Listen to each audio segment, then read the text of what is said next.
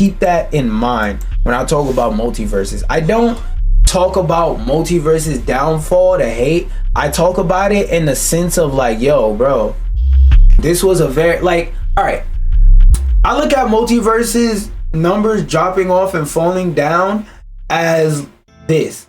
Imagine you have a peanut allergy and you go to the store knowing full well you got a peanut allergy. You buy a canister of peanuts. You start gobbling that nut. You go guac, guac, guac, guac, guac, guac, guac, guac. You got all types of nut in your throat. Swallowing nut down your throat. Just all in your throat. Just nut all in your stomach. Jiggling around in your stomach fluids. You got nut and bile sitting in your stomach sack, right? And let's say you're not on no Angicell type stuff, right? You're not on no Angicell type stuff. You want to live a long, happy, healthy life. But you went to the store. You brought a jar of nut and you came home and you swallowed, gurgled, chewed, and ate that nut up the best way you could. And now you're having an allergic reaction in the hospital. Talk about, I don't know why, but I'm itchy all over the place. I've been throwing up all over the place. I've been pooping out blood. And they ask you, well, what did you eat? Last thing I ate was some peanuts. They look at your records. You said the last thing you ate was what? Last thing I ate was some peanuts. Like you know you're allergic to nuts, right? Yeah, but I just wanted some.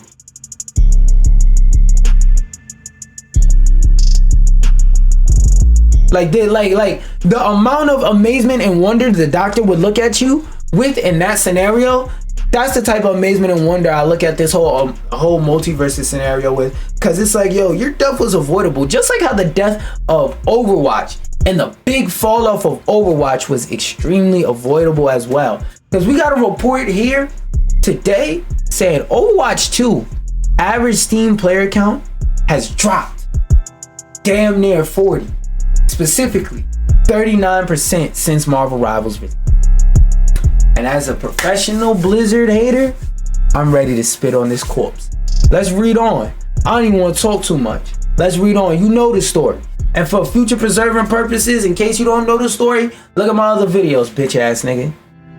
Overwatch 2, oh wait, no.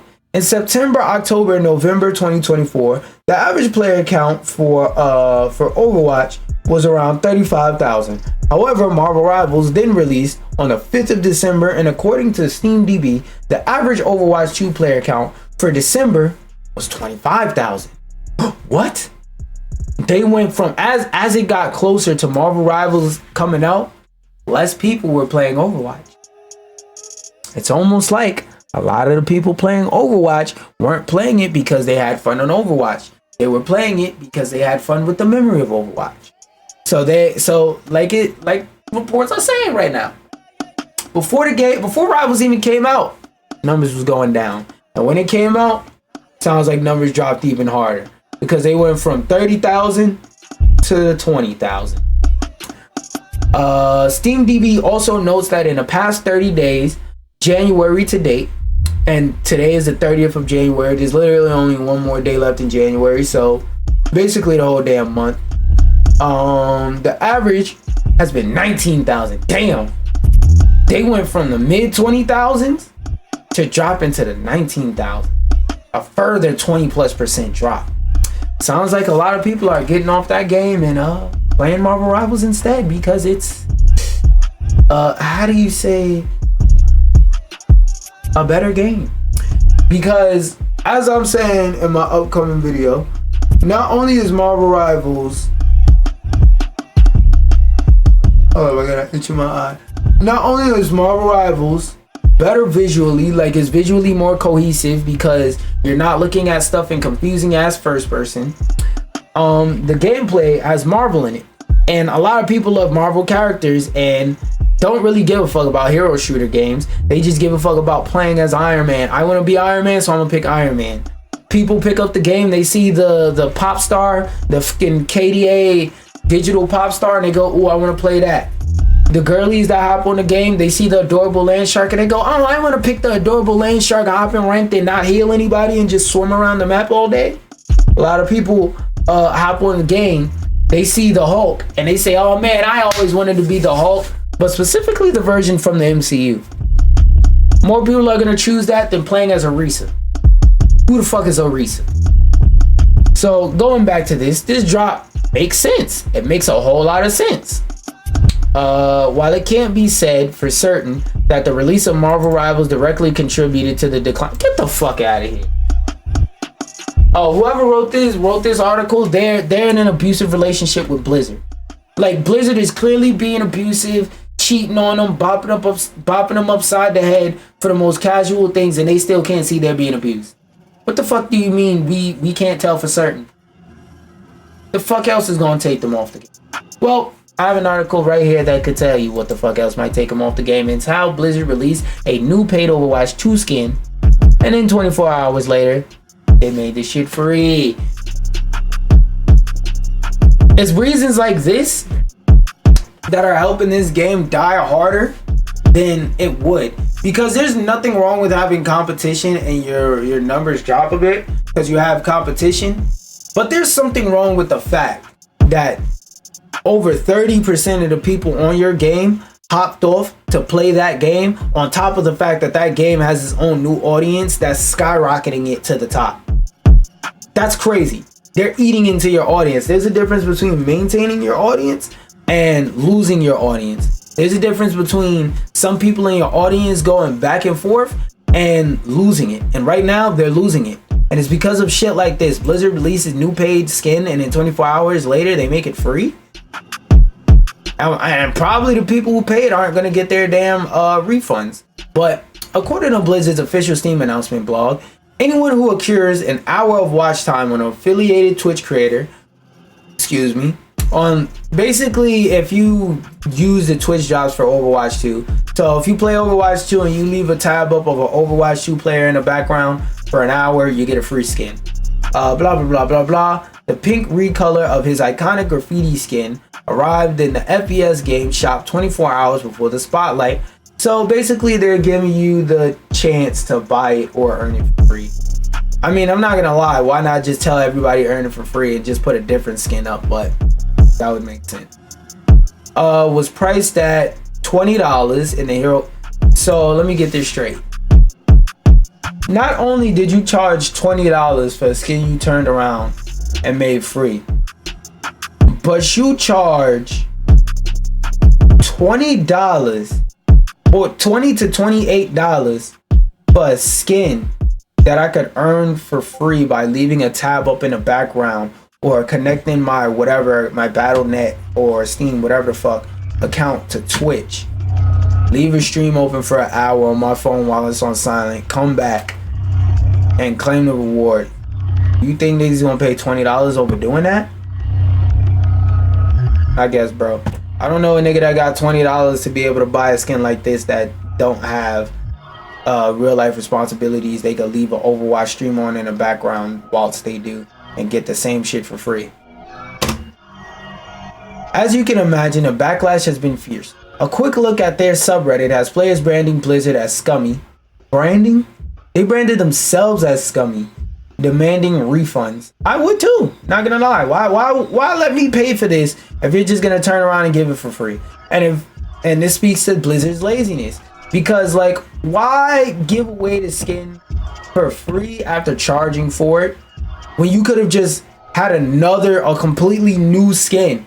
Like, bro, I understand it takes a lot of manpower and a lot of money that they don't have to produce a new skin, but we don't give a fuck. Like, one thing that as a creative I've learned is nobody gives a flying fuck what it took to make that creative piece. They just give a fuck if they like it or not. So for example, with the song, nobody gives a shit if you spent an hour, 2 years, 20 minutes, a week, a day. Nobody cares how long you spent putting that song together.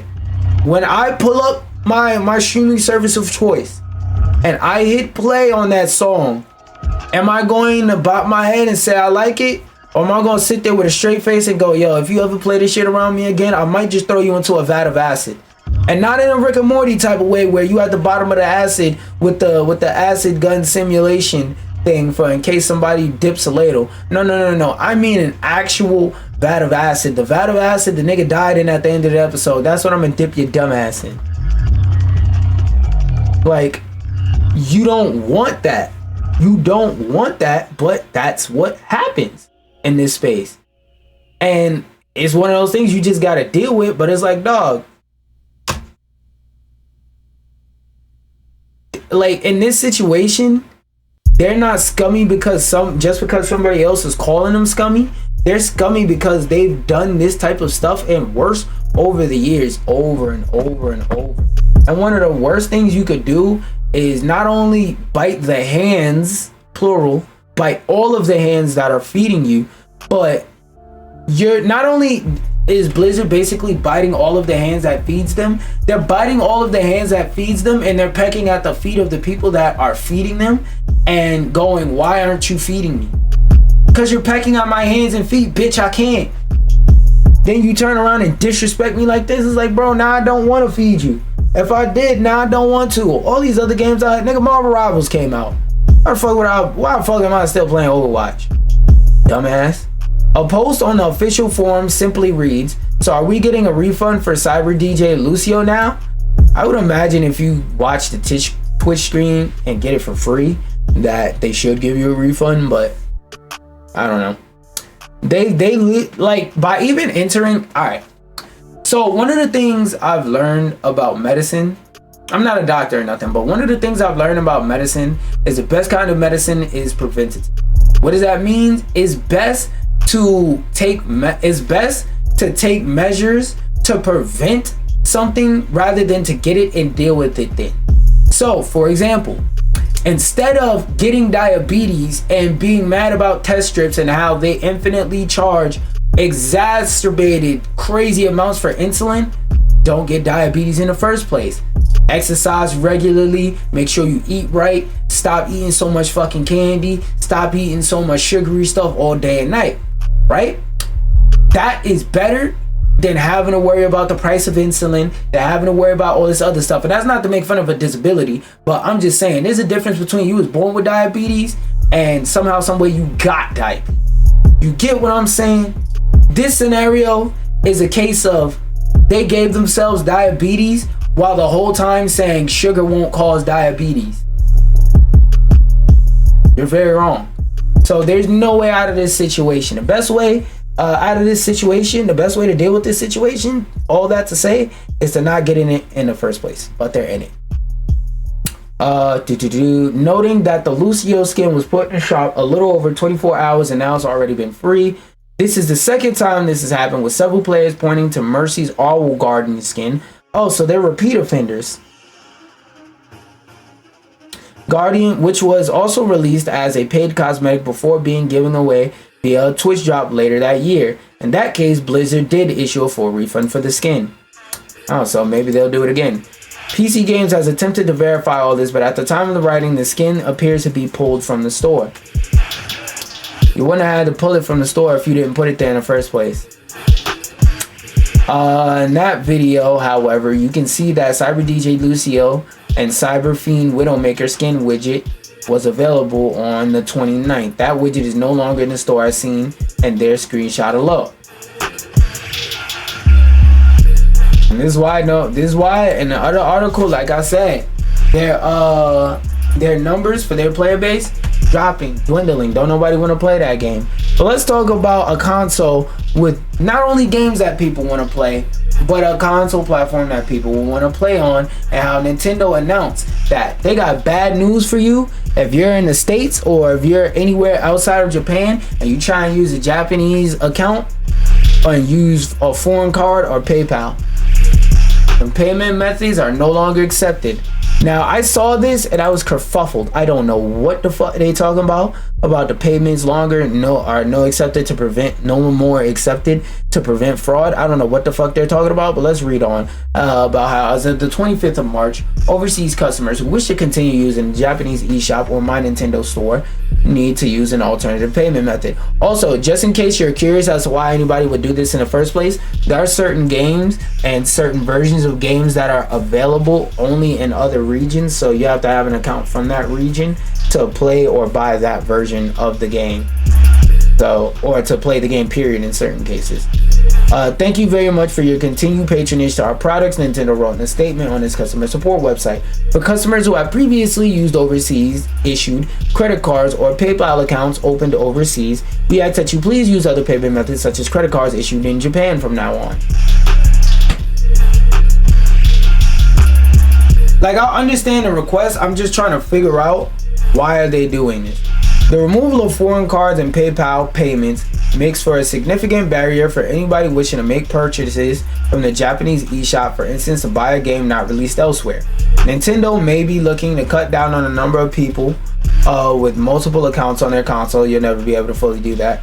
With the ability to then browse different countries' eShops and compare price. Oh yeah, that's another thing. Sometimes people buy stuff on other storefronts because of conversion rates. Sometimes the price will be cheaper by like 10-15%. So it's basically like an insta free discount. An easier option in obtaining a Japanese credit card remains the ability to purchase prepaids for the eShop, although these will need to also be for use in Japan. Damn, so you're essentially gonna have to import Japanese Nintendo eShop cards, which is gonna be hard because we got a president that's trying to raise tariffs to 100 billion%. Oof.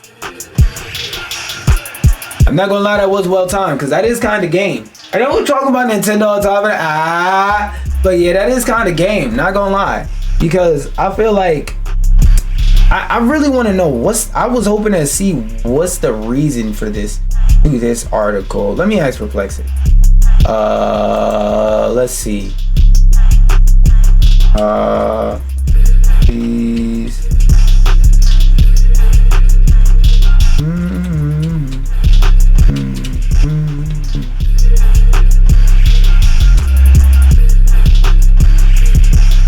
It doesn't want. Yeah, I spelled that. Oh no. Spelled that hella wrong. Nintendo, forgot the apostrophe. One.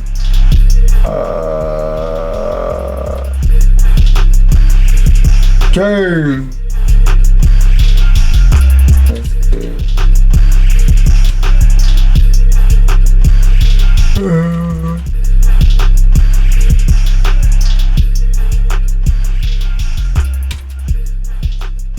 Yeah. Shut up, I can hear you talking about my typing speed. I can hear you talking about my typing speed. Shut up. Alright. While Nintendo hasn't provided detailed explanations, fraud prevention by limiting payment methods to those issued in Japan, Nintendo can better control and verify transactions, reducing the risk of fraud. That don't sound like a strong enough reason, because if I got the money in my bank account, shut your dumb ass up. Regional pricing control. This chart, yeah. It's now that I think about it, it's probably this. They probably want people to stop using Japanese accounts to basically get the games for cheaper. Compliance with local Oh, that is a thing too. Probably more difficult to do taxes and shit. The decision could be related, blah blah blah. Simplifying operations, restricting payment methods to those issued in Japan may streamline Nintendo's financial operations and reduce complexities associated with handling international payments. Now, what is it worth noting? That this change primarily affects the Japanese eShop, and users can still access regions through alternative methods such as purchasing Japanese or blah blah blah. However, this new policy will make it new challenging. Yeah, so that's the shit I read about. This answer doesn't satisfy me. If y'all know a real reason why, please don't be afraid to tell me, because that answer doesn't satisfy my brain. How much article is this? Okay, this is not much article. What the fuck was this? Oh, this is more stuff to keep in line with console news. So,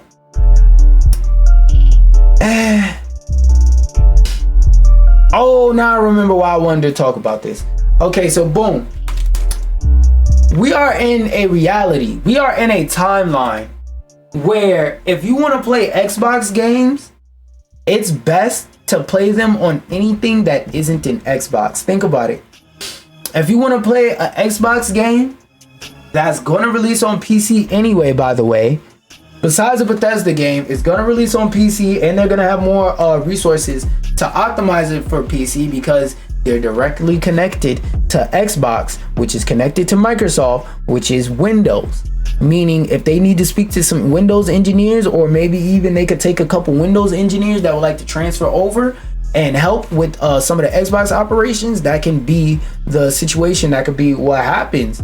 So the games are going to be better optimized for PC, meaning if you want to play an Xbox game, the best place to play it ain't no Xbox. It's going to be on PC, because your PC is more highly upgradable. So it's going to be not only more available, meaning even if you have a lower end PC, you still have a PC, so you're able to play, period. But if you have a higher end PC, you're able to play it better than an Xbox Series X/S, or at the same level. And then on top of that, have access to Steam and Epic Game Store and Good Old Gamers and whatever that shitty Amazon one is, so on and so forth. But then on top of that, let's say you can't afford an Xbox, but you're like a teenager, a 12-year-old, something like that, and all you got is an iPhone from mommy or whatever, and $70 you work for mowing lawns, and you download the Xbox Cloud app, and you go buy a game and you play it over the cloud, or you play it on the Chromecast or whatever the new equivalent is in the living room. Save up your money, you go buy that in the living room. Now all you gotta do is connect the Xbox controller to a Fire Stick or Roku or whatever and play the game like that. So like, I say all that to say, the best place to play an Xbox game is not an Xbox, because some of these games are even coming to PlayStation. So it's like, if you want a console game experience, you could just play Xbox on PlayStation. If you want a mobile premium gaming experience, just throw a Xbox controller in your bag, play it on your phone, play it on, if you want to play it on a more higher end level, but portably, connect the controller to your laptop. Or if you got a really good tablet, connect the controller to your tablet. If you want to play it on the best platform possible, play it on PC. So it's like, there's really literally no reason that I could justify anybody buying an Xbox. Like, there dead ass is no reason. There are no true real exclusives, and there's no hardware in there that's better than modern day PCs in any kind of way that matters. Because like, even with the Xbox Series S that's underpowered, like, there's premium games that straight up can't come to it because the hardware is so out of date, they can't do nothing for it. Like, look, one of the biggest games of last year, somehow, Wukong, will never come to Xbox, because if they put it on Xbox, there has to be a Series S version. And the Series S isn't powerful to run it. But let's read through this article and see if they got any additional details. Because like, Xbox, even with them going forward with this plan to diversify and make it so that people can buy and play the games, period, no reason for Xbox to exist. And I'm telling y'all, bro, Xbox is gonna fuck around and seg themselves. Because either they're gonna say we're not making enough money, or they're gonna go, well, you can play our games on literally everything else, so why make another console? And then otherwise, Whole Home earnings report for its gaming division, a bright spot appears to be Machine Games' newest release, which has garnered critical acclaim. Multiple blah blah blah, Indiana Jones. We loved it ourselves, calling it an irresistible and immersive global treasure hunt, along with nominations for Game of the Year and Best Xbox Game. I don't know where the fuck they got nominated for Game of the Year, but elsewhere in Xbox land, Microsoft confirmed that Game Pass PC grew 30% last quarter and set a new quarterly revenue record. Not trying to burst your bubble, but I don't think that was all Indiana Jones. I think a good portion of that was Call of Duty. On the cloud gaming side, 140 million hours of streaming has been logged. All of this helped Xbox content and service revenue grow whole 2%. I mean, up is up. There's still work to be done, however. While Game Pass figures were stronger than expected, overall gaming revenue has declined 7%, and Xbox hardware revenue declined 29%. Well, yeah, because a lot of people are not buying your console, and that's where you used to make money on the front end. Because, like, for those of you who don't understand, basically the way that these companies would make money is they wouldn't necessarily make too much money on selling you the console previously. They would make their money on the games you buy from the console. So that's where they got the bulk of their money, off of you continuously buying games for this hardware for the next 2, 3, however many years. Now what they're doing, instead of taking a loss at the front end and winning on the back end with you buying software, they said we're going to charge you on the front end and we're going to charge you on the back end, because whenever you get an Xbox, basically the shit is just a Game Pass machine. And if it's just a Game Pass machine, then people aren't going to be buying games in the same. I don't want to say as much, because it's already been proven that Game Pass does help sell games, but I don't want to say that it's going up or down in terms of good or bad in terms of the way it makes people buy games. I'll just put it like this: it's changing the way that people purchase and play games on an Xbox platform itself. So these numbers do make sense. There's still work to be done, however. Oh wait, no. What does this all mean? Well, Microsoft still has ground to make up in the console and hardware. No, the fuck they don't. They don't have ground, because they literally pride themselves currently on not having exclusives. So unless the next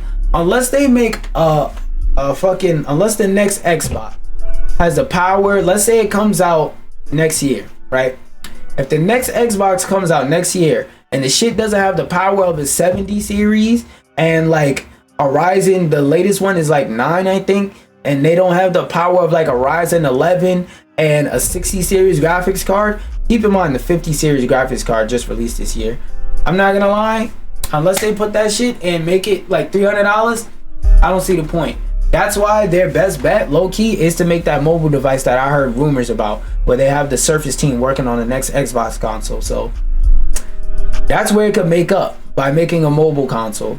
But its continued investment in the Game Pass appears to be paying off. Game Pass growth on PC makes sense given Xbox had a slate of big game releases last quarter, basically Call of Duty. That includes Indiana Jones, but also COD, like I said, and Microsoft Flight Simulator. I don't know about that one. Well, these games do make a bunch of money. This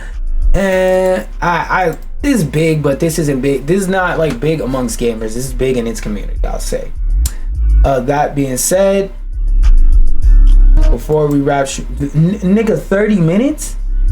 Oh hell no! I was gonna watch this on stream, but I'm gonna watch this on my own time. I didn't know this shit was 30 minutes. Yesterday I started watching the Split Fiction trailer, and my computer just decided, oh lord, I'm about to buzz. So we're gonna watch what Big Bro has put together for us in terms of the Split Fiction trailer and go from there. I will watch like 2 seconds of the trailer, like this push the button part, and then the shit just cut off. So we gonna see.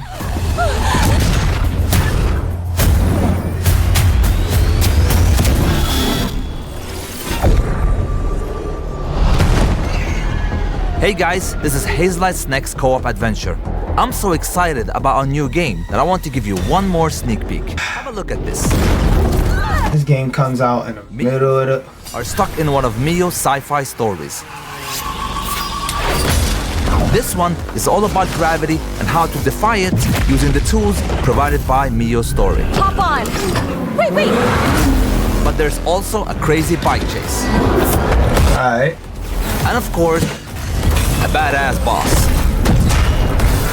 Are they about to show the boss? Bro! When is this game supposed to come out? Nigga, March. This game comes out in 2 months and you're showing us a boss fight? Yo, what the fuck? Okay, here's another one. Now they're in one of Zoe's fancy stories. I'm a fairy! Where they can shapeshift. What the? Oh shit, I'm gonna be able to... Oh! I get to turn into the second row boss! Yo, you know what to me is the most amazing thing about how every time he shows this game, he shows a bunch of stuff that has a bunch of variety. It has a bunch of variety. Like, it has a bunch of... My brain is fried right now. But, like, he has... It's always the way that he's showing and the stuff that he's showing, there's always variety to it. It always looks different. It always looks cool. And I just enjoy that. And I enjoy that this game looks fucking phenomenal. But has women in it, so it's woke, guys. It's woke. Various fantastic creatures. This game look like it's gonna be mad cool. To help them get to the next level. Oh! So wait. So we gonna be running off doing our own thing? Oh, they said You're not gonna carry nobody through a playthrough. You're each both going to be doing equally important things. Okay, here's another one. Now they're in one of Zoe's fancy stories, I'm a fairy. where they can shapeshift What the? into various fantastic creatures, each with its unique set of abilities to help them get to the next level. Nigga, was that Groot? To help them get to the next. Was that a Groot cameo? I am Groot. That nigga about to ult. Oh shit, watch me, watch me, watch me. Cover flank. Instinct. Variety. I'm gonna shut the fuck That's why up. we added side stories that are completely different from the main path. Side What? stories are found in the main levels and looks like a portal. Once you enter, you Oh, they on they Astrobot shit. I see what y'all doing. Fascinating.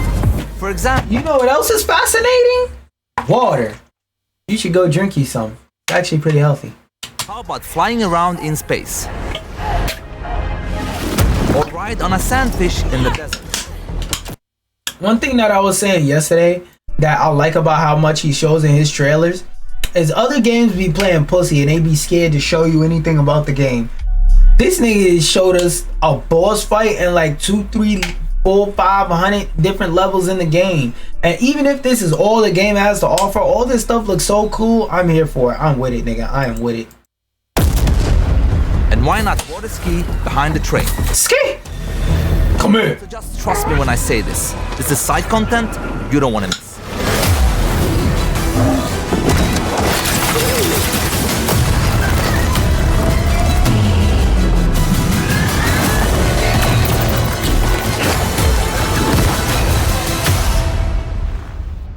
Really?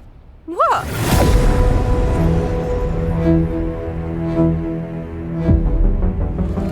I'm not gonna lie, nothing but fuck. What the fuck is it? Why is this empty? Oh, you know what? It's probably links here and I have annotations disabled, but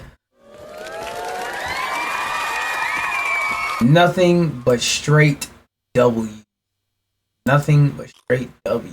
Going from that, let me delete my list. I'm gonna hop on the game. Hop on the game. For a bit.